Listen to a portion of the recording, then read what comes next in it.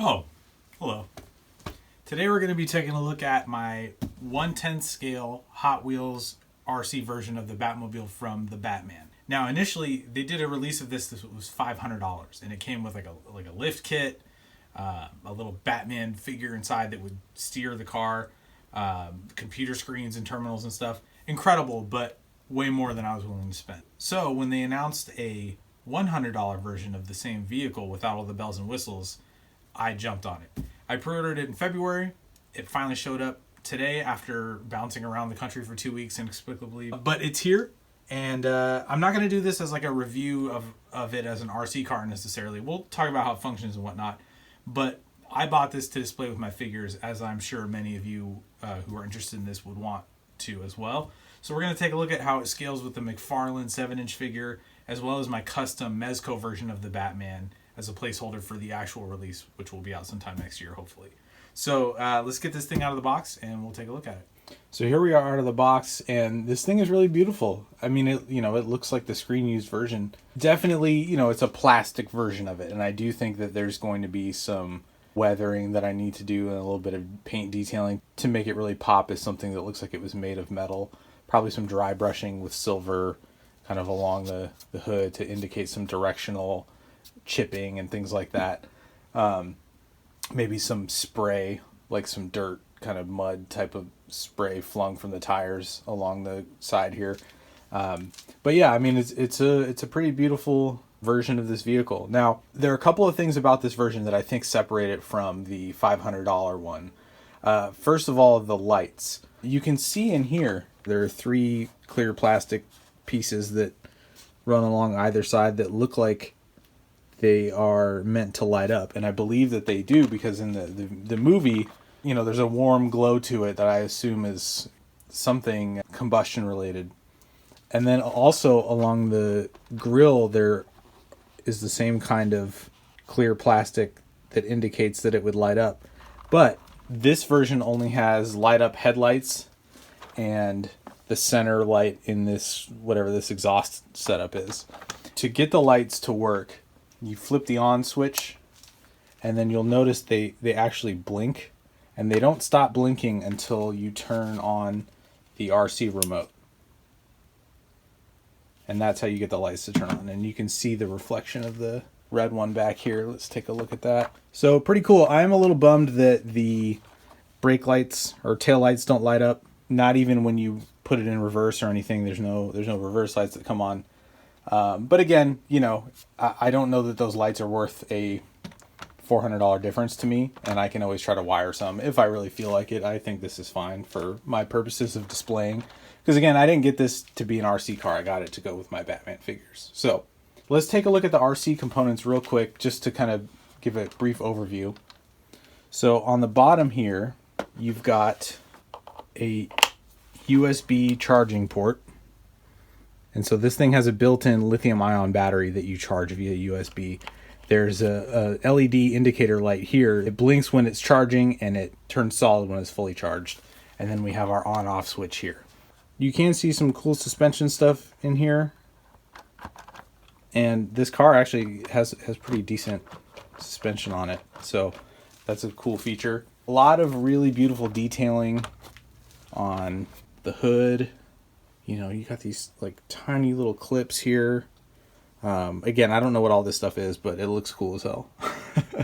But you can see, it's got a very plasticky look. Like these parts in particular, I assume are supposed to be some kind of like metal, reinforced like I-beam type of thing. And, they just have that kind of swirly, pearlescent plastic look. So that's something I'm probably going to want to add some paint to. The motor in the back here is really beautifully sculpted. Again, not a lot of detail to it as far as paint goes. I'm glad that they separated some black parts, otherwise it would look like a much cheaper toy. And then you have some nice silver detailing with this ring here, and then with the exhaust pipes. Now, one cool thing too is the exhaust pipes are a softer material, like a softer plastic. I think that was probably so that they don't snap off, which I think was very smart of them. The tires have cool tread on them. And, lots of nice detailing here that I think will really be brought out with some dry brushing, some dirt and grime and some metal, some metallic silver Yeah, just really nice detailing on this thing.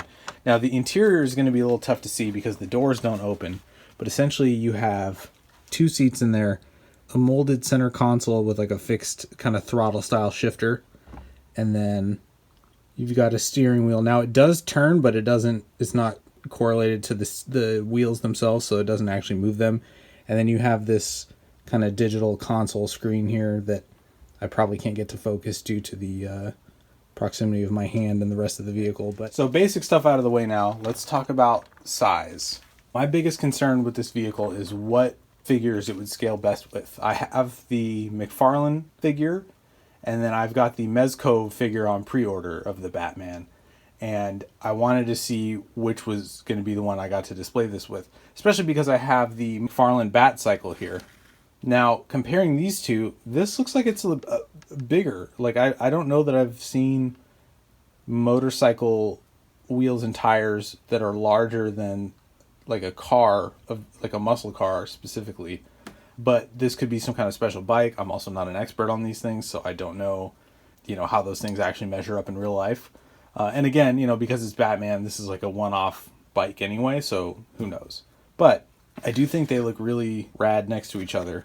So we're going to go from the front of this ram bar here to the very tip of this rear quarter panel. And that comes in at 19.5 inches. Now, I did a little bit of math because this is a 1/10 scale vehicle. And I looked up the dimensions of a 69 Dodge Charger, which I believe was the basis for this Batmobile. And that does seem right in line with the math, like give or take maybe, 6 inches or so, if I'm remembering correctly. Height-wise, the 69 Dodge Charger was about 53 inches, and this measures in at about 5.5 inches. So on a 1/10 scale, I believe that's about accurate. This does sit a little bit higher because of these wheels and tires. Here it is next to a 1/10 scale 1969 Charger. This is my custom blade Charger that I put together. With camera angles, it's difficult to adjust so you can see it in its true perspective, but the Batmobile does sit a bit higher than this Charger. And if I push it down using the suspension, they're the same height. So, and they're bumper to bumper, like almost exactly the same length. The Batmobile does stick out a little bit more because of the, modifications that this version has. But you can see the window patterning is pretty much exactly the same. So that is what shows you what vehicle this is based on, as well as like the slope of the roof and whatnot is the same on both. Now with this Charger, I display it with my custom Mezco Wesley Snipes blade, and it's the perfect size. However, if I put Blade next to this Batmobile, he seems a little small for it. If you've seen the press release images of Robert Pattinson's Batman next to this vehicle, it comes up to like just above his elbow, I want to say. So even though 1/10 scale vehicles tend to scale better with Mezco figures than they do with like a 1/10 scale like NECA figure, for example, I do think that Mezco figures might be a bit too small for this vehicle. So let's take a look at it with my McFarlane Batman. Now this is a custom, which is why it looks a little bit different as a wired cape. I repainted it, put a different head on it. There is a process video of this available on my channel for anyone who wants to see how I did it. Now, with this guy, it's really tough because he almost looks a little bit too big for it to me. But when I look up pictures of Robert Pattinson, like at one of the premieres of the movie, and he's standing on the red carpet next to this thing, this is about accurate. Also, the math adds up.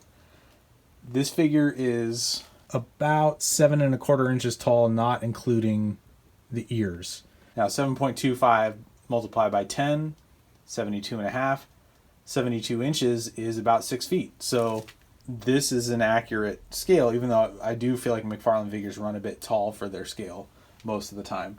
So I'm still kind of torn on what is exactly the right size for this figure. This is a custom that I made right after the first trailer for the Batman dropped on a Mezco Netflix Daredevil body. It looks pretty rough now, but at the time, I think it was the first one made. It was definitely the first one I saw on the internet. I'm sure somebody made one around the same time, but I'm pretty plugged into the custom community on Instagram, and this was the first one I had seen, so please forgive its roughness. I did this without the use of any 3D printing. This is all like you know, hand tooled stuff here. But when I put that figure next to this vehicle, it's too small. It's kind of hard to tell from the camera angle once again, but I don't think that works. This one feels too small to me, but then depending on the angle, it's almost just right, especially if you push this down to like the actual Dodge Charger height, then it's more along the lines of what the Blade figure looks like next to his vehicle. And I'm going to put Blade next to this just so we can get an idea. Now that Blade does sit a little bit taller too, so that could be part of it. I mean, you know, maybe the Mezco Daredevil is just a smaller figure, and we'll see how the actual Robert Pattinson Batman figure scales next to this. Now I do think that height-wise with this figure, the McFarlane one works really well with the car. Again, if you look at the pictures of Robert Pattinson's Batman with the vehicle, it doesn't come up very high on him. So I'm inclined to display it with this one. It's the length that keeps throwing me, and I think it might be because there's such a gap here in the back where the cutout is for the motor. I think maybe if this were flush all the way across, it would feel more substantial in length, and then it wouldn't be tricking my eye. I don't know. Next, I want to put it on a turntable so I can show you all some different angles of it so that the perspective of the figure being closer to the camera lens isn't throwing anything off. Okay, so here we have it on the turntable, and this will hopefully give you a better idea of his height as compared to the vehicle from different angles without the perspective being distorted by the distance from the camera lens. So let me know what you think. Which figure do you think scales best? I'm inclined to, even if this is a little big for it, I'm inclined to just fudge it because I think I would rather have the better looking figure with the vehicle. I think it's also kind of depends on the placement. Like if I have Batman and the Batcycle and then the Batmobile is, you know, slightly further back, like it's not really going to matter. I think everyone's big question is going to be, can he fit inside of it? I don't want to try because this opening is fairly small and I think it would probably damage the vehicle, damage the figure. A buddy of mine who is at These Damn Toys on Instagram, he was able to get, I want to say, like a Mafex or SH Figuarts Batman inside. I think he used the Nolan one. So he was telling me he's tempted to get the SH Figuarts, the Batman figure, just so he can put it in there. And I think that he was able to fit it in because those have such great articulation that he could kind of, you know, twist and turn it how he needed to, especially once it was in the vehicle. I don't think you're getting a soft goods figure inside this car in any usable fashion. So, and the McFarlane one just doesn't have the ab crunch unless you want to pop it off and modify it. So here's a Mezco scale figure next to it. Again, this one might run a little short, but it's pretty average with my other Mezco figures height-wise. I think this could also work, so I'm excited to get the Mezco the Batman figure. It does sit a little high for this figure, and for variety's sake, here's a Mezco Justice League Batman tactical version. Let's put him with the vehicle and just kind of see what that looks like.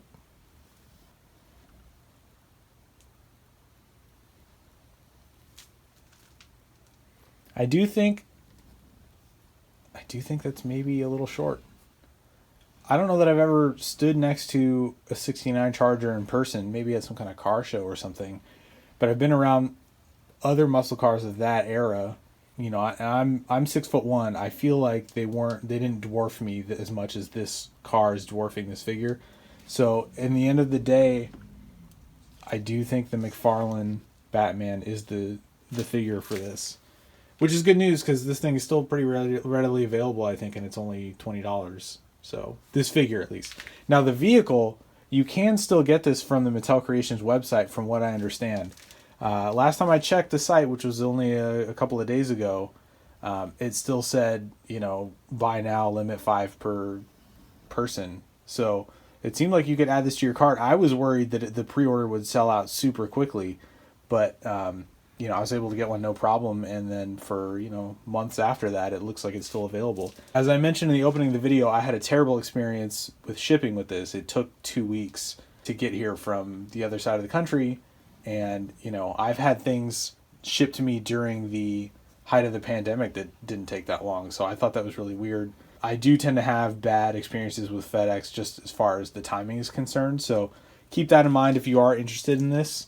Mattel Creations does use FedEx, and in my experience, they're the slowest of the parcel companies. So that is going to do it for this look at the 1/10 scale Hot Wheels The Batman RC car from Mattel Creations. I'll put a link to where I ordered this from in the description for folks who are curious. As I mentioned, this is a custom figure of the Batman that I made using a McFarlane Toys The Batman figure plus a $20 Bendy Figs figure. I'll put the link for that video in the end title card on this one, so folks can just click that if you haven't seen it already.